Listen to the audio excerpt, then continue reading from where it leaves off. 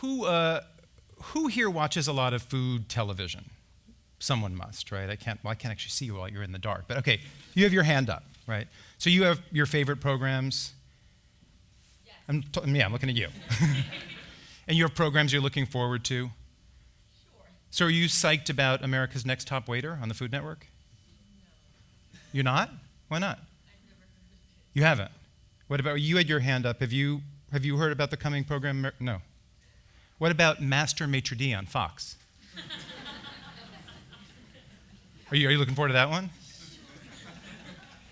Well, I mean, I think there's a reason why you guys are not all psyched for those, because they don't exist. And there is no Master Maitre d', there is no America's Next Top Waiter, there's no America's Next Top Host, there's none of that. But we've got Top Chef, and we've got Master Chef, and we've got Top Chef Masters. It's almost like they have to do anagrams, to come up with new names for all of the programs. We've got Hell's Kitchen, but no Hell's Front of the House.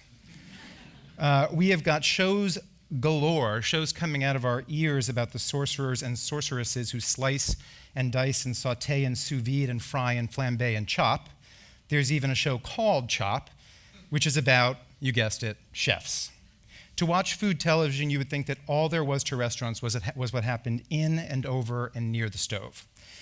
So I think it's time we really thought about that and absorbed that crazy imbalance, because it's not reflective in the least of what makes restaurants work and why people choose to spend their evenings and their money in one place over another. I also think it's time that I and other people who have written about restaurants and food, or who still write about restaurants and food, acknowledge some blame in this and think about whether we could do things a little bit differently. Because when you turn from food entertainment to food journalism, you see the same lopsided attention to head chefs over managers, pastry chefs over hosts, line cooks over waiters. I've contributed to that. I plead guilty, and it's because of my guilt that I immediately said a big yes to Will when he asked me if I'd speak here and if I had something I wanted to say. I did have something I want to say, and I do have something I want to say. I want to say that when you're at a keyboard, staring at a computer screen, writing something for a magazine or a newspaper or a blog, the chef and the food reigns supreme. And there are some interesting reasons for that I don't think we often pause to think about. Let's start with the type of food journalism I know the most about, restaurant reviewing. Most reviewers, of course, comment on more than food. They talk about a restaurant's decor, about its clientele, about its vibe, and definitely about its service. But reviewers probably give less of a review's real estate to service than they should for some particular reasons. The mechanics of the genre are prejudiced against service in two big ways. One, big city reviewers who have been reviewing for a long time are usually recognizable to and recognized by the important restaurants in their geographic area. And they know this, we know this, I used to know this when I did this, and so they know that the service they're getting is not representative. If it's slavishly doting and comically obsequious, that's likely because the reviewer has been spotted. If it's spastically nervous, a comedy of overly attentive errors, same deal, it's because the reviewer's been spotted. I'll give you an example from my critic days of the confluence of doting and frantic. I was at Nobu 57 one night for my last visit there. I think I went there 4 times before I wrote the review. And toward the end of the meal, I got up and I went to the bathroom, and when I was washing my hands, I hit the soap dispenser really hard, and it splattered all over my shirt, and I looked like a moron. So when I went back to the table and rejoined my 2 companions, I said to them, I'm sorry I look like such a jerk, but I hit the soap dispenser really hard, and that's what you're seeing on my shirt. Our server that night had no other tables but ours, as if the restaurant didn't realize we noticed that. And in addition to bringing us what we needed, she was doing a very efficient job of eavesdropping on the table. And so when she brought the check, she leaned over to me and she said, "Sir, I want you to know your 3 glasses of white wine have been taken off as an apology for our malfunctioning soap dispenser." I explained that there was nothing wrong with the soap dispenser, that I was the one who had malfunctioned, that I was just clumsy and I'd hit it too hard. And she said, "Well, be that as it may, you have our apologies." We paid the bill, we got up, I was on my way out, and for all I know he's here today. The manager of Nobu 57 rushed up to us, at least I assume it was the manager, and he handed me his card, and he said, "I want you to know how sorry we are about the malfunction of the soap dispenser." And I explained once again, the soap dispenser had not malfunctioned, that I had, and that he really shouldn't worry about it. And he said, "Well, be that as it may, I want you to know that if you need the shirt dry cleaned or if you need to have it replaced, just get in touch with us and we'll take care of that. And it was at this point that I thought I really had to point out something sort of obvious, which made me believe the shirt was going to be okay. I said, "It's soap."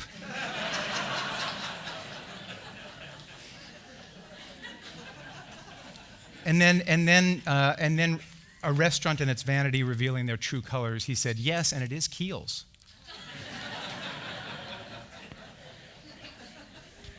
I did not include that in my review of Nobu 57 because it was an anecdote irrelevant to any other customer but me. And critics who want to be honest, which I think is most of them, make similar edits all the time, downplaying service as a result of being recognized. A restaurant's food is its food. The kitchen can take greater care with the reviewer's order and can even make two of everything and choose which comes up best. Yes, critics know that you're doing that in the kitchen. But the kitchen can't go out and get different ingredients, and it can't change the recipes. The vision for the food and the ingredients in the food are what they are. A critic can focus more honestly on the food. Also, reviews, like all stories, rise and fall on characters. You want to put some recognizable people in them, some guides, some proper nouns that the reader will identify. And the chef, well, he or she may have several restaurants to his or her name, which is thus familiar to readers. He or she may have a prior known narrative. That's likely to be less true of the host or of the server. So the chef commands not just center stage of a review, but most of the stage of a review. On top of which, the chef makes the food, and what's better on video or in photographs than food? It has curves and edges and height and breadth and color. With a host or a server, you can photograph the person standing or striding, and then what? Carrying dishes, speaking on the phone? So the kitchen has an illustration advantage over the rest of the restaurant. This influences not just reviews, but also feature articles, a realm in which the chef and the kitchen have yet one more edge: recipes. What does Food and Wine want with any long article? Recipes. And the Times' dining section? Recipes. The kitchen and the cooks are connected to the bread and butter of food journalism and food publishing, which is recipes. The front of the house isn't connected to that. And so with all of the most celebrated and most successful restaurants in a given city, you can name, if you're a regular restaurant goer, the head chef. You can maybe name two or three others who work in the kitchen as well. But can you name the most experienced and valuable server in that restaurant? Or the trusted host? Most restaurant goers outside the industry can't name them. The manager, maybe. The restaurateur who's the business mind behind it all, again, maybe.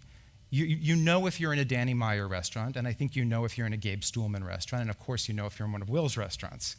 But if outside of those gentlemen, there are so many people in the industry who are doing the kind of work they're doing and are working really hard and do not have names that are known the way chefs' names are known. And that really disappoints me because it sends the wrong message to restaurants about what makes a restaurant successful, what makes it work, the combination of elements that go into that, and food is often no more crucial than any other factors. Chief among those other factors, the welcome. This conference wisely uses that word because that's as desired by a restaurant customer as any pork chop, lamb slider, or bowl of ramen. What I've been reminded of in the 5 years since I stepped out of the restaurant critic job at the Times is precisely where food rates in restaurant lovers' considerations about where they go out to eat. And I've been reminded of that in part by my own restaurant-going behavior, which is now divorced from any obligation to evaluate the newest place and the newest dish and the trendiest chef. I certainly don't choose to go to restaurants that have bad or mediocre food. I want good or excellent food. But many restaurants in a city as blessed as New York have that, and I narrow them down largely based on where I'm treated the most warmly, where the beverage director is the least stiff and the most approachable, like Paul, where the servers are, I'm not just saying that, I really mean that. Where the servers are more like co-conspirators, guiding my companions and me and even joking with us over the course of a meal. Where I'm enough of a regular that I feel a familiarity with some of those servers and with the person at the door. Where there's not just a great roasted chicken, but a great welcome. There are 4 words in the phrase going out to eat, and food television and food writing focus disproportionately on the last 2 of those words. But if the eating part were the only part, you could do that at home or at Gray's Papaya on the corner or at the diner next door to Gray's Papaya. You're going out. You're visiting and dwelling in a space other than your home, and the way you're made to feel in that space is a crucial part of the experience. But there's no best new restaurateur issue of Food and Wine annually. When newspapers or blogs do their year-end surveys, They'll list standout dishes, not standout service models or standout servers. It's easier to capture and describe and photograph the dishes. The magic of the welcome doesn't yield as readily to concrete language. But the welcome and its magic are at the heart of so many of the restaurants and restaurant experiences that have meant the most to me over time. In Rome, where I lived briefly and where I return frequently, I've been a regular at a restaurant named Trattoria Monti, and that's not just because their Parmesan sformato is unbelievable. It's because Enrico and Daniele, the two brothers who run the place and wait on most of the tables, communicate such genuine and expansive happiness when regulars walk through the door. They make you feel as if the evening began only upon your arrival, and the night's luster will fade the minute you depart. And when I became a regular at Trattoria Monti and experienced all of that, and was treated that way, I wasn't yet reviewing restaurants. I had no credential that Enrico and Daniele cared about. They had no reason to pamper me other than their desire to sow loyalty in a customer and their pride in creating an experience and an atmosphere as hospitable as it could be. I know their mother does the cooking in that restaurant, but to this day I don't know her name. At another frequent haunt of mine in Rome, Santo Padre, I couldn't tell you who the chef is, and neither could any other regular there. But we all know Dina. Big-boned, big-voiced, and big-hearted, she rules the dining room and fills it with joy. She's the mother you're living too far away from, the grandmother you lost and still pine for. Santo Padre, the phrase, means Holy Father, but Santo Padre, the restaurant, is a matriarchy, and it's an example of a place that thrives in very great measure because of what happens in the front of the house. We don't hear or read enough about the Dinas of the world. Here's one exception, one time over recent years when we did. This story took the reader to the dining room of the Sunset Towers Hotel in West Hollywood, and it noted rightly that the room's choreographer and puppet master are its maitre d'. And here's what it says about him. Dmitry Dimitrov, a 60-year-old Macedonian immigrant with Rudolph Valentino hair, a chicklet smile, an Eastern European accent theatrical enough to seem invented, and a manner so ostentatiously courteous it conjures up a Slavic geisha scripted by Mel Brooks. Yet when I did not write this, I wish I had. Yet when Mr. Dimitrov, and I'm probably mangling his name, I apologize for that, ducks his head, bowing solicitously as he smilingly conducts guests to tables in a softly lighted room with framed photographs of vaudeville-era nobodies, his performance masks a subtle and steely power. Dimitri is part fantasy, a throwback, said Angelica Houston, the Oscar-winning actress. He claps his hands in joy at the sight of you. He practically dances you to your table. He makes you feel like he's been waiting for you the better part of a year. That's a kind of tribute I wish we saw more of. But here's the thing. It happened in this case in part because the dining room in question is routinely studded with celebrities. And so the story about Dimitri could name-check not only Angelica Houston, but also Jennifer Aniston, Sean Penn, Johnny Depp, and more. If you want to go back and look at the story, it's like the Oscars. And the tribute to Dimitri didn't appear in a food magazine or in the dining section of the Times.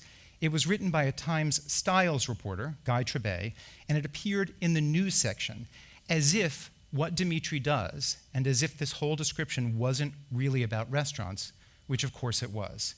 And I think we should all think about that and ask ourselves this: where's Dimitri's reality TV show? Thanks.